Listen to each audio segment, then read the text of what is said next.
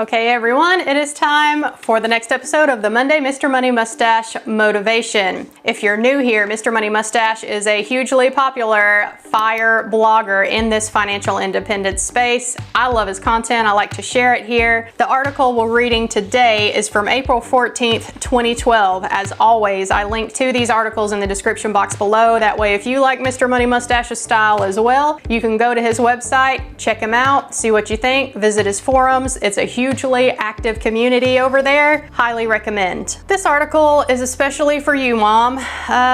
It's titled Guest Posting, Annuities, a Solution for the Cautious Retiree. We'll jump right into this one. The following is a guest article submitted by a longtime mustachian named Gerard. In the past, he has worked in the annuities department of a financial firm, but now he's a university professor on Canada's East Coast in a completely different field. Many thanks for the free lesson, Gerard. Get possibly slightly less poor with annuities. Mustachians often deal with our nemesis, complainy pants, but less with complainy pants sibling, scaredy pants. Complainy Pants says, I can't, while Scaredy Pants asks, what if? Many of us probably have more sympathy for Scaredy Pants, as our courage and optimism is tempered by some caution. We are planners after all. Today I'd like to borrow a little room to talk about two Scaredy Pants what ifs that might be more relevant to Triple M readers than to other people. What if the so-called safe withdrawal rate doesn't hold up for me? After all, the classic safe withdrawal models are based on making your money last for 30 years, and many of us are looking at far longer retirement spans than that. The longer the span, the greater the odds of a really bad spell that leaves us in a pinch. In our earlier years, we'll have greater opportunities to make up the difference with extra work or mobility, but that option declines as we do. What if I live for a very, very, very long time? Same concern, really, a longer retirement span that people usually plan for. There are an awful lot of long-lived cyclists and dancers and nature lovers and gardeners and healthy eaters and optimists out there. People like us. Again, we need our money to last and last, or we might, at any rate. The simple answer to this two-headed question, of course, is to save a whole lot more money and aim for a lower withdrawal rate.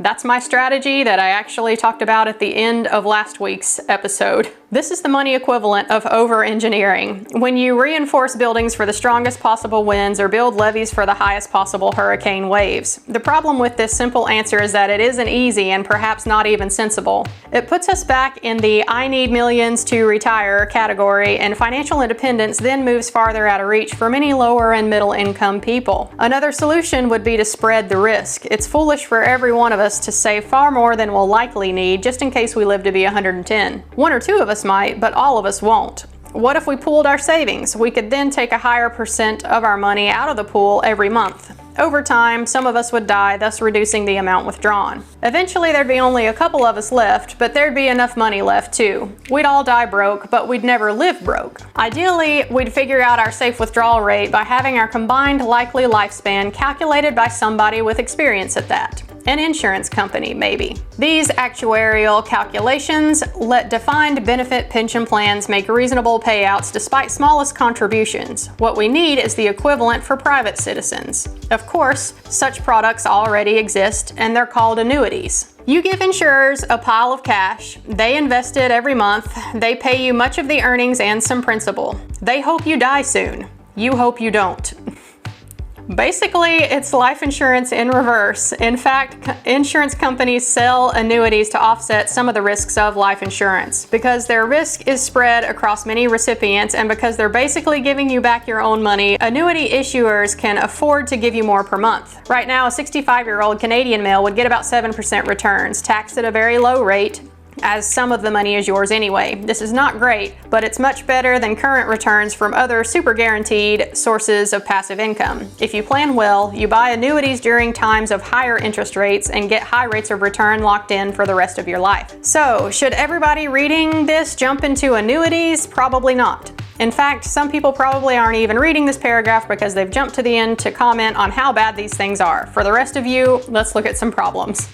Number 1. Annuities are often sold by high-pressure sleazebags. Well, yes, just like whole life insurance. In fact, it's the same sleazebags. But that doesn't mean that nobody needs insurance. Shop carefully. Research your potential providers. Different jurisdictions have different legal requirements for issuers. Remember, you're talking about handing over a huge whack of your money. Number 2, the house always wins.